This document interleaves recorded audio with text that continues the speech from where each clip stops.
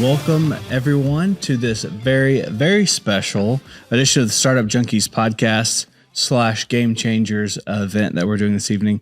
If you're watching on YouTube next week or listening on Apple or Spotify or wherever you get your podcasts, a week or so from now, you can't necessarily see that this is a very special edition of the Startup Junkies Podcast, but we are here in the TheatreSquared Theater on the set of A Christmas Carol, which is a Northwest Arkansas Christmas tradition to come see this show. But we're excited to be here on set for this very special edition of the podcast. My name is Caleb Talley, and I'm the Executive Director of the Startup Junkie Foundation.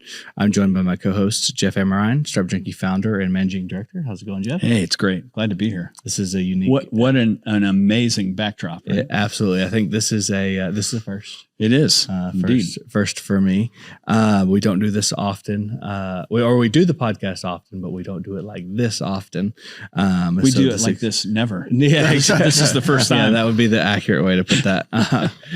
But we're very thrilled to be joined by our guests today. Actually, we're y'all's guests because we're in y'all's house. We're in your house. Well, thanks for having us. We're doing our show in y'all's house, and we're excited. Most of the people here probably know who we're talking to, but if you're listening, you obviously can't see who we're talking to. But we're joined by TheatreSquared co-founders Bob Ford and Amy Herzberg. How are y'all today? Hello. We're great. Great. Thank you so much for having us. Absolutely. We're excited to have y'all. And in an event like this, if we're doing like a traditional Startup Junkie event, we would typically do an introduction. But since we're actually doing a podcast, we're going to hand it off to y'all to do the origin story / prequel. So I'll let y'all take it away. I love it. We haven't decided who's going to originate the origin story. Would you like to? We can find a coin to flip if we need. You want to get us going? Sure. I came to Fayetteville in 1989. And there was not at that time, a professional homegrown theater company. And that had been in my past. And it was very important to me and important to the communities that I had been a part of. And so before too long, I really just started thinking about what kinds of opportunities there could potentially be for growing a professional theater here. And mind you, there were wonderful theater companies. They were not professional theater companies, and they were terrific. But somewhere in my mind, I always felt like that was something that I would always want to be a part of. And this place and this community just seemed like a perfect opportunity to do that very thing. So I came here in 1994. There was a thing here called the Mount Sequoia New Play Retreat. It had been going for, 10 years. I will say that I had 3 good friends who were playwrights. I was in New York. 3 good friends who were playwrights in 3 consecutive years come out to this state of Arkansas, and they all came back like, Bob, you got to go to this thing. It's amazing. And the first year I was like, I didn't even hear it, but finally I came to my senses and applied and was invited to this thing. It was a 3-week intensive workshop with 6 playwrights and a company of actors. And in fact, we do something like it called the Arkansas New Play Festival here at TheatreSquared now. But there was an amazing actress who was the lead in the play I was working on. She was an amazing actress, but blew me away in other ways as well.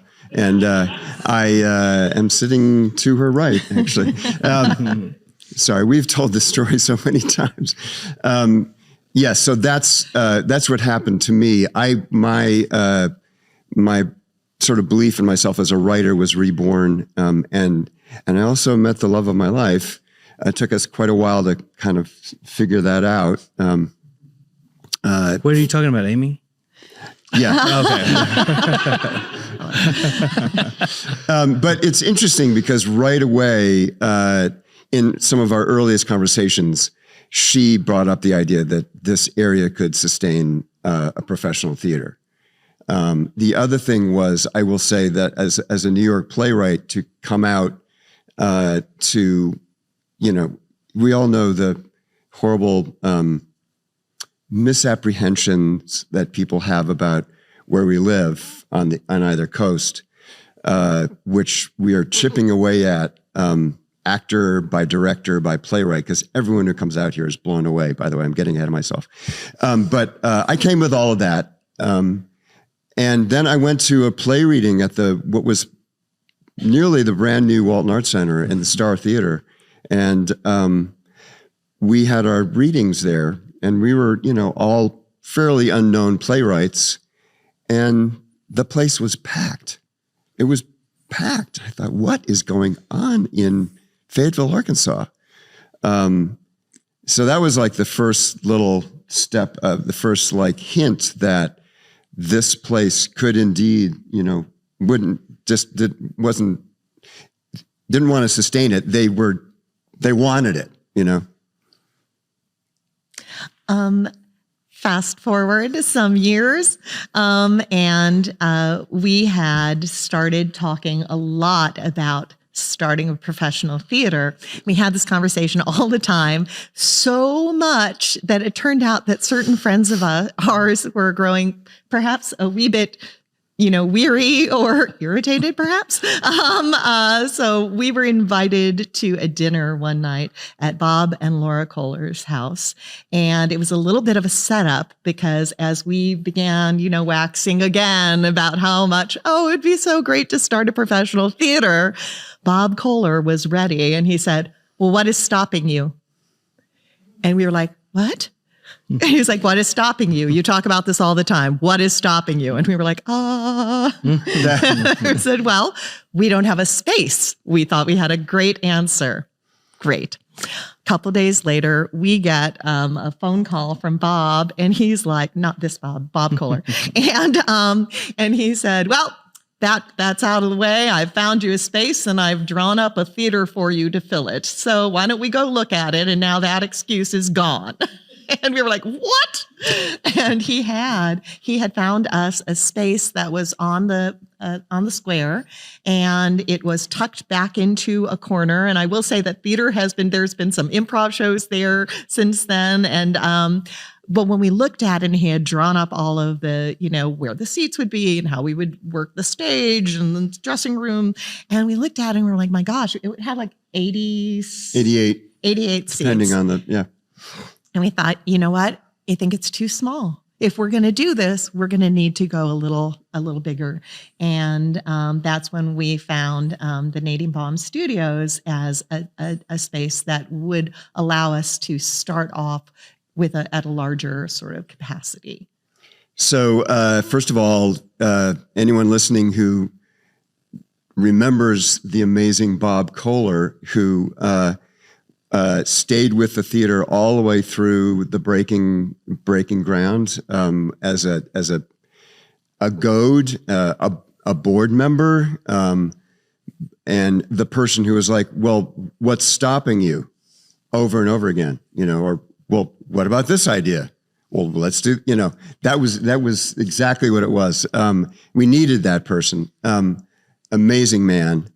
That catalyst really matters. That's exactly. Yeah. And impatient, we would have just twiddled our thumbs forever, that really kicked it off. And that was 20 years ago. That conversation. Coincidentally, a young couple, I thought of them as young, because moved here from Seattle to start a theater for young audiences, a professional children's theater. And I had a heads up about this because I got to know a woman named Sandy Wright, who still lives around here. And she said, yeah, my son's moving down with his wife and they're going to start a theater company. And I said, oh, that's interesting. We've talked about that for years. And so right when this dinner happened with Bob, Cassie Mashevitz and Dan Hintz showed up, and we toured that space. We looked at that space on the square with the two of them. And I remember, and then another guy named David Pickens, a good friend who is a playwright and a director, went to school here at the U of A. The five of us standing around on the square, we'd just seen this space, and we're like, okay, let's do this together. And Amy and I are thinking, this is great. Those young people are going to drive this thing. We're going to be in the back seat. I'm going to be the playwright. I'm a playwright, by the way. Yeah. Amy's going to be the associate artistic director. They'll do all the work. And so, and they did actually for a little while. So it was a great plan while it lasted. Yeah. Right. Anyway, the five of us right there on the square basically formed the company and founded it. And we stood there. I know right where we were too, trying to figure out a name. And we're like, you know what?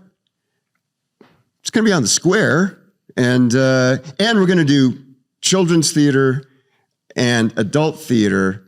That doesn't sound like a good. That's and not children and regular theater. We'll do it with the same intensity, the same passion. And we'll invest the same amount of energy and passion into it. And so that's what about TheatreSquared? With theater on the square, TheatreSquared. Well, within it wasn't that long before both of those reasons for naming it TheatreSquared kind of melted away. But that's really where it formed. It took us 2 years, and I'm thinking of Startup Junkie. Some of the mission y'all have. It really was 2 years of planning and looking for spaces and writing up business plans and before we even produced our first show. Mm-hmm. So yeah. We also spent those years introducing ourselves and our idea and our passion for this idea to the community. Mm-hmm. And so very wonderful, generous people threw house parties for us. And we would come in, we would talk about our company. We had people, we had kind of done some directing of some pieces, and we had actors coming in and doing those pieces just to give an idea of the kind of work we wanted to do. And that was an exciting time for us. And so by the time we opened with our first show, we really had a lot of support, and that meant the world to us. I can't even imagine having done it differently. You know what I mean? Just doing that first show without having laid all of that, groundwork. And so it meant a lot when that show opened, and it was packed on our opening night. And I will share this. I was in the way that we had set up the audience seating. And I directed this first piece. I did it with the wonderful Rebecca Harris, who was a student of mine in San Antonio and was from Fayetteville. She's the reason we are in Fayetteville. Because Thank you, Rebecca Harris. Thanks, Rebecca. Yeah. Because Rebecca. She would always talk about Fayetteville as the most wonderful place on earth. And I was always like, really? And then See, you had a conversion moment too, right? Well, I did. I did. Okay. Yes.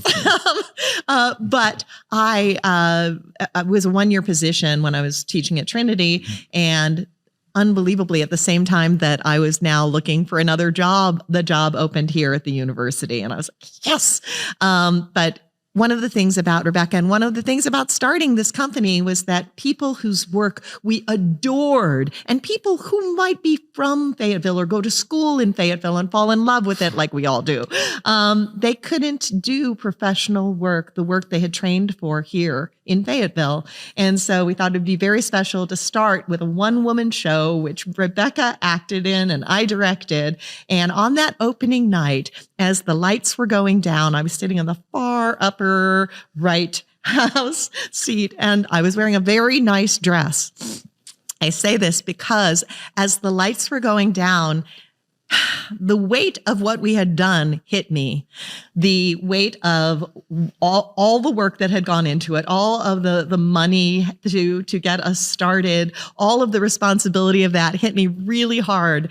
And I completely and seriously thought about climbing down the back of that scaffolding because I just wasn't sure I could sit there and watch it. It felt suddenly like way too much, but that dress saved the day. I thought, but I can't do that to the new dress, so I'll stay. Very practical. Yes. Well, that kind of tees my next question up, and I kind of gravitated to something you said earlier in regards to, Arkansas and kind of the perception from outside the region. That's something I think that we can relate to in the entrepreneurial scene, because, folks think that you can only be a successful entrepreneur and, on either coast. So in that effort that y'all have put in and the work that y'all have put in, what role has the theater played in Arkansas's artistic landscape? In kind of building that up and giving, to your point just a second ago about giving local folks the opportunity, but also raising the perception. Wow. There's a lot to say about that. The first thing, just to underscore what Amy is saying, one of the things that was driving us was, and, I was a fairly quick convert to what it really meant to live in Northwest Arkansas and Fayetteville, because I was pretty sure that I would convince this girl to kind of go back to New York with me. How'd that work out? Thank God that didn't. Yeah, it never even on the table. But the one of the great impetuses behind this, and I will say also, we talk about this a lot, or you talk about it a lot, with regard to the University of Arkansas and its amazing acting program, theater program, really, design, directing, playwriting, Master of Fine Arts. It's a really fine little and design, MFA program. And I'm feeling, it may be because we're here, but maybe we all feel this way. I'm feeling this sort of tide turning a little bit, that we can do not just as well as, but better, often better than they can on the coast. Again, not that it's a competition, but it really is, because there is so much prejudice, bias against what it means to be in the middle of the country, and in our case, doing art. It's like, how can it be any good? And it is so fun to see people come out over and over again and have the scales fall from their eyes, just like, wow. And it's for TheatreSquared anyway. Our reputation has gotten more than solid. We are, especially in Chicago, we are in the firmament now, and more in New York and even LA. I will remember when Martin Miller, who was our executive director for many, many years, and we're going to meet Shannon in a few minutes, I think, right? Right, absolutely. So Martin, and actually Dan Hintz kind of started this. It goes all the way back to Dan, who thought so big. It's they're planning this new an art museum of American art up in Bentonville, and it'll be this new museum, whatever they're going to call it, and the Walton Arts Center and TheatreSquared. And I'm like, what? No.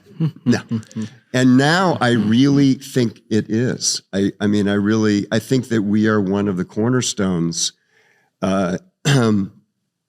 culturally, artistically, in Northwest Arkansas. It's hard, when you're right in the middle of it, and you're live in the cornerstone, Sure. But I do, that's the sense that I get. I do feel like we are a quiver, we're an arrow in the quiver, right? When people go out and celebrate Northwest Arkansas. So. Do you find that you're getting the pull through on students from the university and other aspiring actors? I mean, are you getting a lot of inbound attracting great talent that want to be part of it? Absolutely. Having this theater here makes a real statement about how the arts are valued in this area. And that means a lot to people who are coming from all over the place to study at the University of Arkansas in the theater department. And so it's huge for us. It also, the artists that we bring in from all over, we have all kinds of sharing that goes on with the department and the department with us. And it just is such a wonderful symbiotic relationship.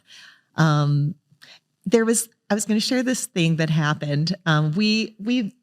What year did the American Theater Wing recognize us as one of the? It was 2011. Top emerging theaters in the country, and we were recognized along with some other theaters in the country. We went out to New York to this, awards ceremony. It was really exciting, and we were the theater from the middle of the country. And all of the other theaters were coast-bound. Mm-hmm. And they gave a presentation about, the size of our theater, what we were doing, and a great kind of bio of us. And after the ceremony was over, all of these other people from these other theaters came up to us and they said, "How is this happening?" And we're like, "Well, what do you mean?" And they're like, "How is this happening in Fayetteville, Arkansas? I just really don't understand how the numbers that you're giving should be at places that are much bigger, metropolitan areas. How is this happening?" And I said, "It's because you don't understand the community that we have in Northwest Arkansas, and you do not understand the drive of this sense of belonging and the desire for a wonderful place to live, of which art is such an important part, that this community has." And they were like, "Oh," and but it is so true. And what we have been able to build because of that community, because of that extraordinary sense of encouragement and belonging, because we feel like this theater, it's your theater, and we feel incredibly fortunate to be in this community and have that kind of support.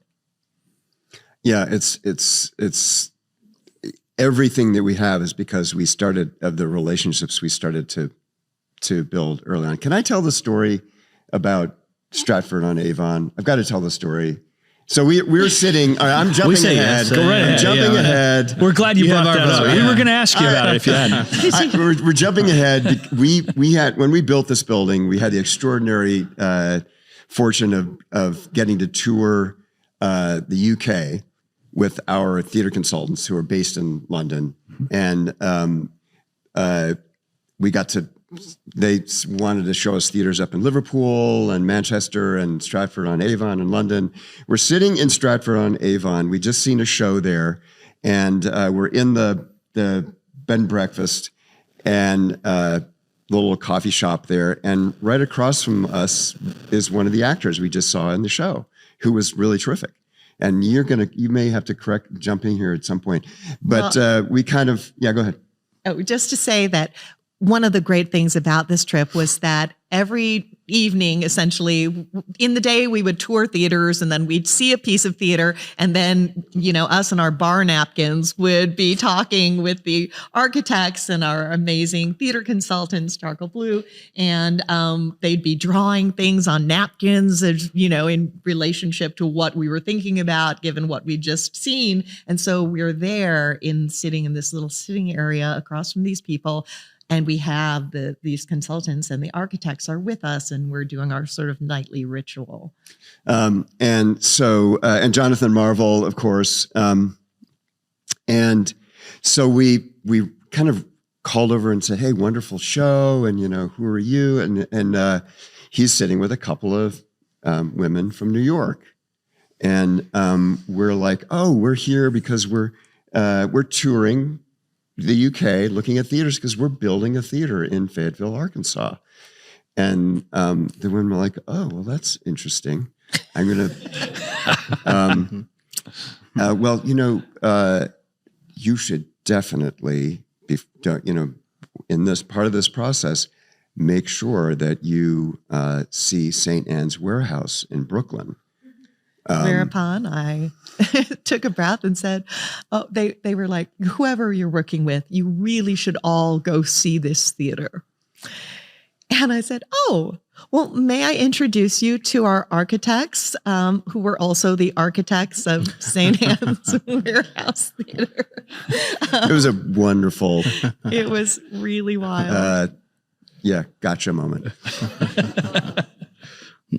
Well, you talked you mentioned a second ago about Shannon and her, I guess, the new leadership in regards to TheatreSquared's executive director. And so, if you want to transition, let's and we're gonna do a little trade out, I think, right? And if anybody wants to sponsor the Startup Junkies podcast, we'll buy a 5th microphone.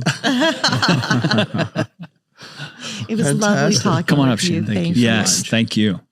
Well, we're excited to also be joined by our another guest of ours, Shannon Jones, who's the executive director here at TheatreSquared. Shannon, you have relatively recent in your role as executive director, but you're not necessarily new to the theater itself. So give us some of your origin story. Oh boy, it started way back in the 90s. I'm kidding. So yes, I actually joined TheatreSquared back in 2014. I had been graduated for a while, and I'm from Florida originally.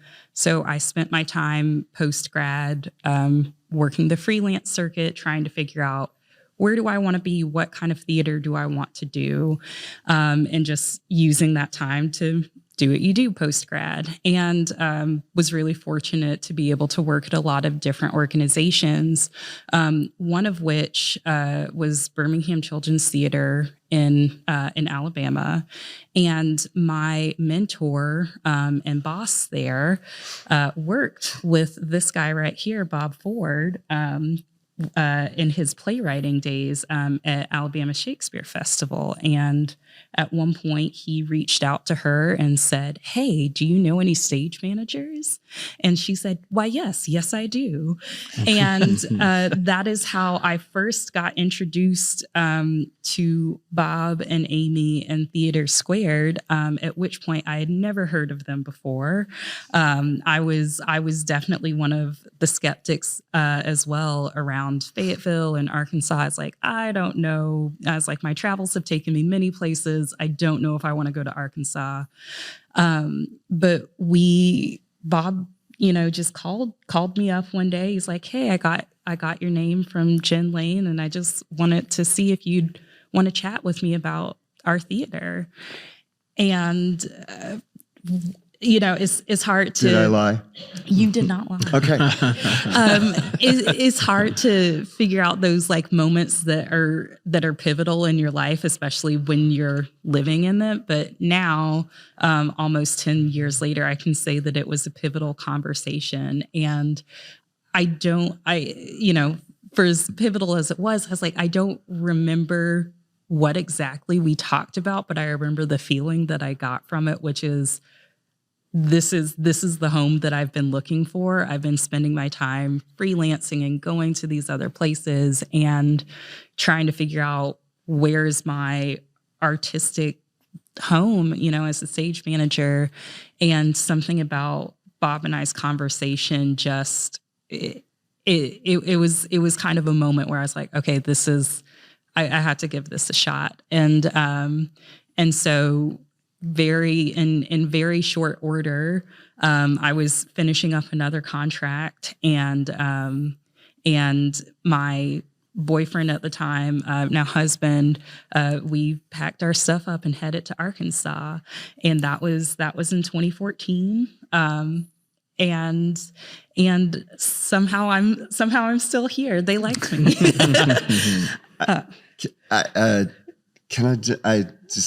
First of all, I said, so her mentor, Jen Lane, was this kind of she was a unique individual, lovely, incredibly smart, and generous, and incredibly politic. I watched how she operated, and I said, "Jen Lane, I need another Jen Lane." I said, "Are you available?" And she says, "No." I need another Jen Lane. And she said, I have just the person. And that was Shannon.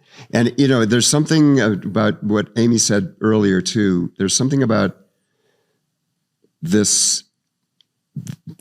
At the core of TheatreSquared is, yes, our mission, which is that we believe theater done well and with passion can transform lives and communities.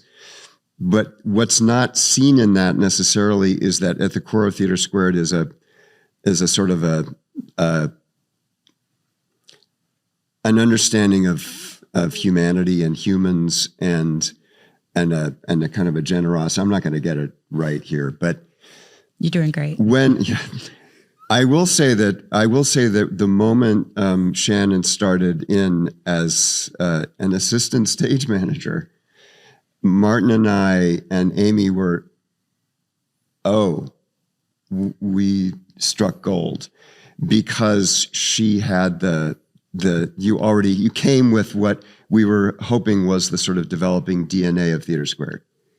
And then it was just like, how quickly can we move? I wonder if she's thinking, anything beyond assistant stage management and stage management. So as a follow-up, it wasn't just that you adapted to the culture that was here. You helped create the culture. Is that fair? I think that could be said. Absolutely. There's no question about that. Yeah. I will often tell people I have the opportunity to interview a lot of people who are wanting to work at T2 and just talk to people. And one thing that I genuinely say is, like, TheatreSquared and I grew up together, and I feel like we met each other like at the right time. And so much of my personal and professional development, I feel like, have gone right alongside how TheatreSquared has grown up as an organization.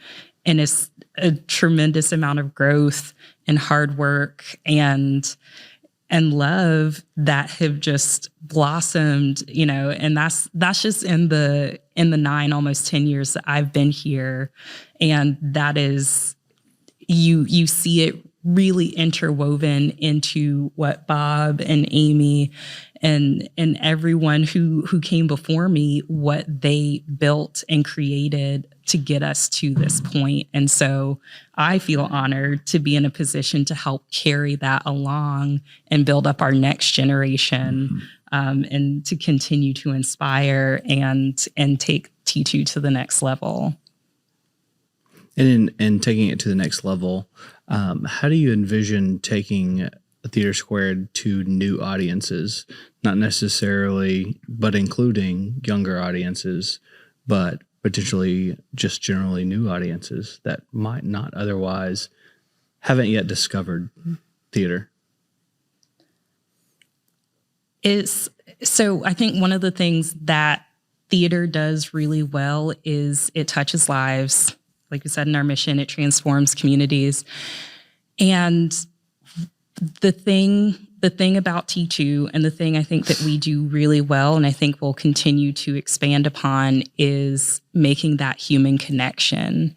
And I think one thing that we use to help build upon what is already there is our ability to adapt. I think if there's one thing you can say about T2 is that we are a very adaptable organization. I think the pandemic definitely proved that, the fact that we are able to weather that storm, which took a lot of hard work and dedication and trust.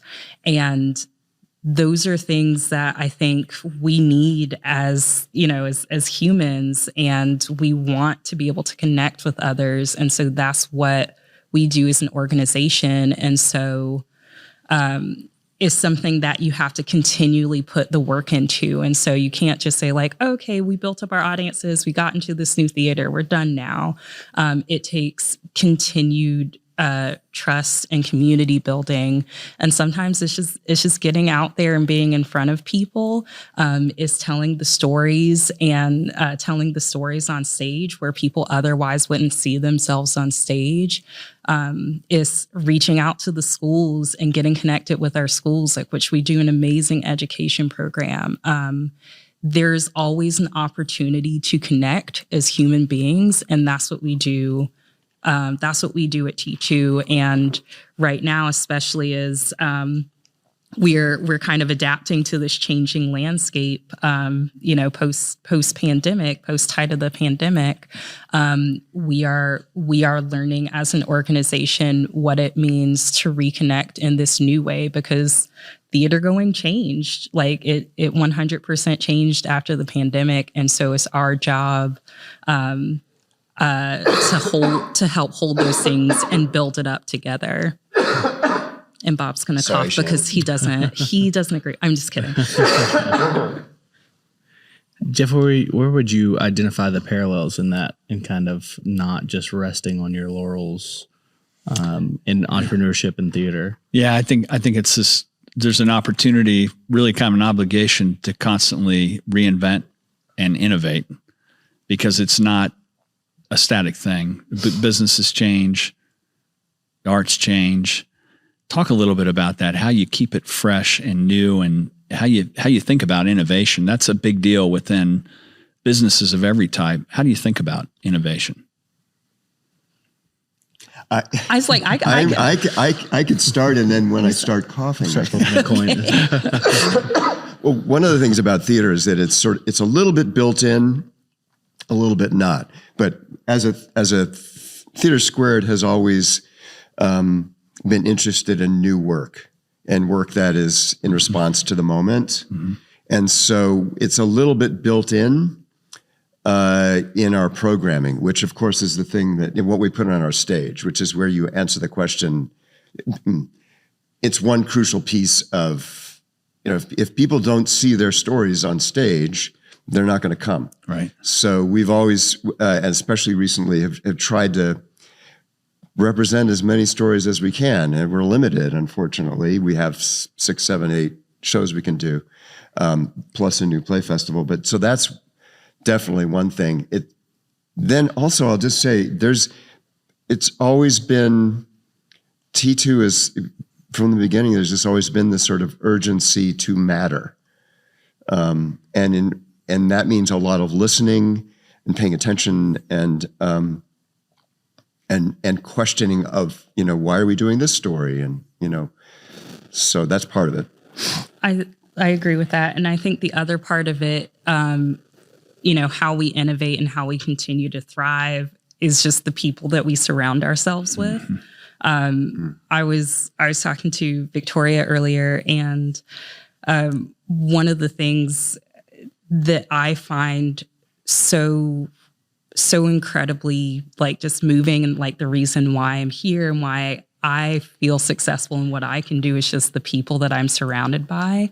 And that's not just on an internal and staff level, it's on our community level and the people who support us. Because when you come together as a community, it allows you to innovate, because you have a team of people who are surrounding you and lifting you up and allowing you to be the best version of yourselves. And so that allows us to have that shared cycle and community of this is how we lift each other up, which is, again, how we connect our humanity. And it allows us to be like, okay, yes, we really want to innovate, and we really want to bring this new thing here. And how do we do this? And having the support and drive and care around us allows us to be the best version of T2 that we can. And even better, if we falter, we know that community is right there to say, hey, we tried that, it didn't work. What's the next thing? How can we do that again and do it better? And so I think that is core to TheatreSquared as an organization and how we exist and how we've thrived through a lot of challenges, through a lot of years. But I think that's how we continue to exist today. Yeah, it's kind of essential. The ability to a culture that will tolerate risk and taking some qualified risk based on understanding your audience and maybe understanding the world.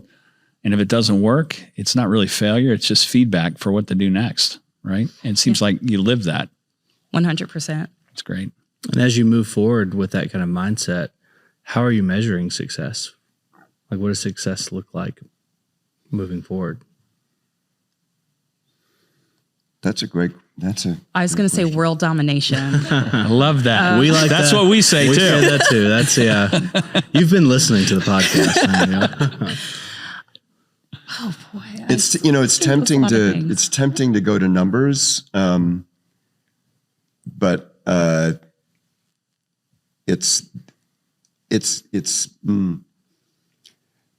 think for me, every time they're often younger people, but I don't want to limit it to just young people. But when I see a young person say, "I've never seen me and my friends on stage before. I've never seen my story before. Thank you." That's how I measure it. Or that's what keeps me going anyway. But then it's like that to me is impact. We could fill this place, I guarantee.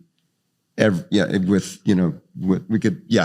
we put on certain shows over and over again, and that would also look like a certain kind of success. What our goal is to do both, Right. Because we have an amazing. What we're discovering is that our community wants, and this kind of always been this way, but our community wants to see a full range of stories, because as we know, everybody's different, but also everybody's the same, but that's an amazing kind of conundrum. That's a constant conversation, and people want, more and more people, that's what they want.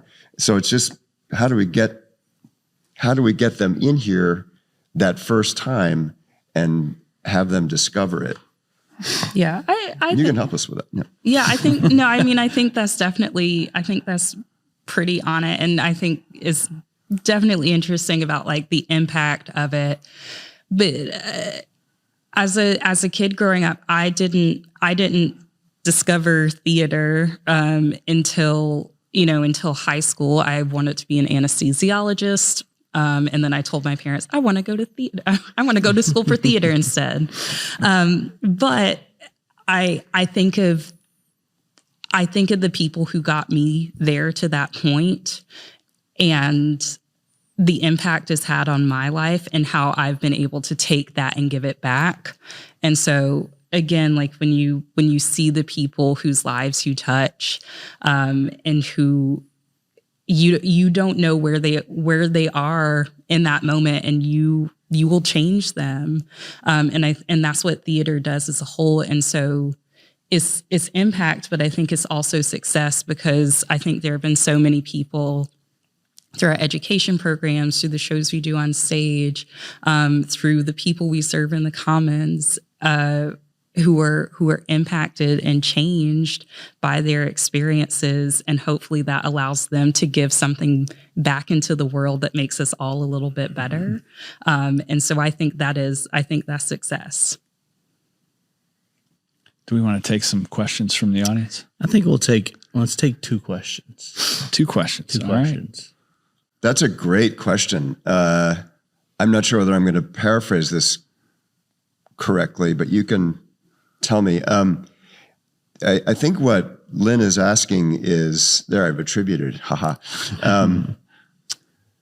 How do you determine when you have a show that may contain a message that might be difficult for a lot of people, or perceived of as difficult by a lot of people, how do you proceed? Does that sound good? Shannon.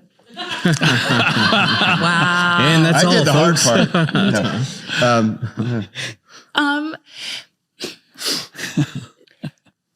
I mean, there are lots of answers to that question. Actually, I think one easy thing would be to say is the right thing to do, because sometimes it's really it would be really easy for us. Bob said this earlier, to like always do the shows that are really popular, always do those things, but then what, and there's nothing wrong with doing those types of shows, but that's not who we are as an organization. And so making those choices to do those shows that maybe don't have as popular a message or things that are divisive, I think are also what's meant to drive us forward as humans, because it invites conversation, it invites dialogue, and those are the things, again, that we need to connect us to each other. And so sometimes it lessens the distance between us as humans, because I think something that we could use a lot more of in life is how to have a healthy dialogue, how to have those healthy conversations. And sometimes if we're always just sitting in an echo chamber, we're not expanding, our capacity as humans. And so theater, I think, has a really amazing way of doing that, where you move the needle just enough, or you invite those different opinions just enough to kind of draw someone out. And that's what Bob was saying before about sometimes we just need to get people in that first time, and suddenly you've kind of flipped a switch, and suddenly you're not only living your own experiences, you're living other people's experiences. And how is that going to help us connect when we go back out into the world? That was such a good answer that I'm confident this was a setup. Well done. Good question. And yeah, what's easy is not always right, but what's right, I feel like, even if it doesn't reward itself in the moment, it almost comes back around, whatever you're building. Mm-hmm. More questions. We were talking about the question from Joanna we talked about lessening the distance between people, but also we wanted to hear a little bit about how this space that we're in, West Theater right now, but TheatreSquared in particular, how it was purpose built to also lessen the distance between people and create this ethos of TheatreSquared. I didn't do as good a job of paraphrasing, but I think I got close. I think, yeah, no, that was a great paraphrase. Okay. There's two aspects to that, two parts of this answer. One is this space, but the other is what we call the commons, what people first encounter when they first encounter TheatreSquared, or when they're walking by, was so deliberate. We did so much thinking with our both the theater designers and the architects, Charcoal Blue theater designers and Jonathan Marvel, the architects.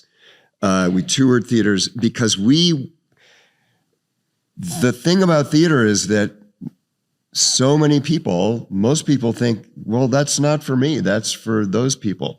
And why would they think it's for them when there's a wall up and it's something starts up at 7 o'clock at night and a bunch of people come from elsewhere and go in those doors. And so how do you break that down? And there's a huge architectural piece to that, which is why we've spent so much time thinking about how to make that space in the Commons feel warm and inviting, and not just inviting, but hey, I really got to get in there, hence we have a bar, cafe, that's we open. got these glasses of wine. Yeah, Good morning, call. noon, and night. People come and hang out.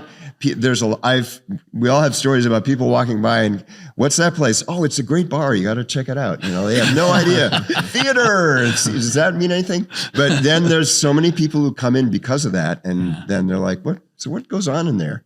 So that's a big piece of it. The other piece is, of course, this amazing space, which what we discovered when we were across the street for 15 years in Nadine Baum Studios, we were in residence with the Walton Arts Center for years, is that people came to love their proximity to the stage. And the word intimacy just was in every conversation, so much so that when we started to have conversations with people about, we're thinking of building a theater, instead of them going, oh, that's cool, you'd get, what? Why are you doing that? You're not going to, because they immediately would assume so that we could get much bigger.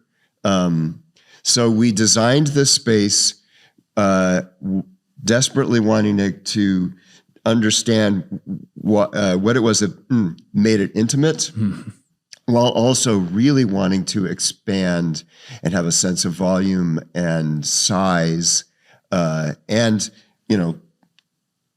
We needed, to sustain the theater, we needed another 100 seats. We were 175 across the street. We're about 275 to 3.25 here, depending on how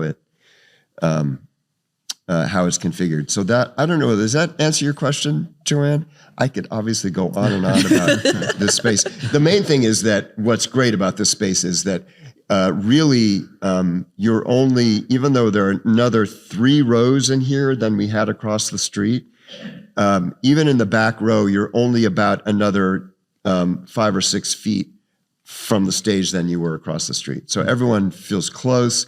It is an amazing stage to act on because everyone's right there, and yet it also has this wonderful kind of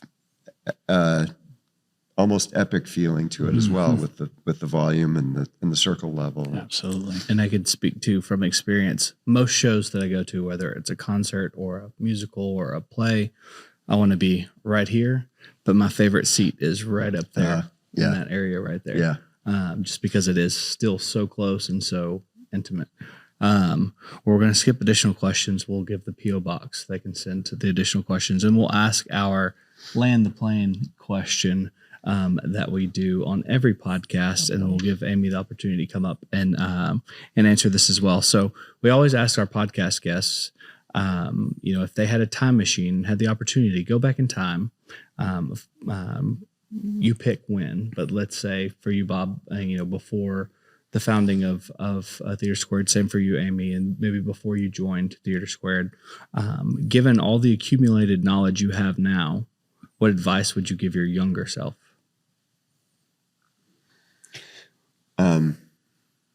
I actually knew about this question. Oh, great.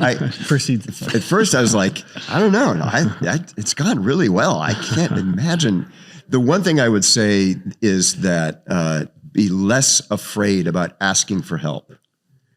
That's a great question. That's a great answer. And, frankly, even financially, just be a little more frank about saying, you know what, be great if you could support us in this. It's nothing. I won't speak for you two, but I know for me it is not a natural fit, and development directors I worship. But we've gotten obviously it's about building relationships, and we love building relationships. But that's the one thing that I would say, be a little more fearless about that. That's great. I think for myself, it would have to be trust in yourself. And just trust your instincts. I think there is a lot of